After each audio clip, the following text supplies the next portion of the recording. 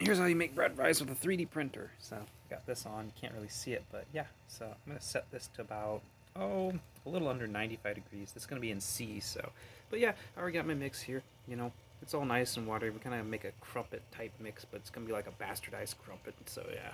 And got our little foil up here. We're gonna use the bed to heat up the mixture so it rises faster. So here, go here to prepare, and let's see here. I'll just use this preheat PLA bed, and it's gonna heat that up to a nice balmy 60 degrees Celsius. We don't want that. So we'll go here to control, right? Temperature. Let's set that to like,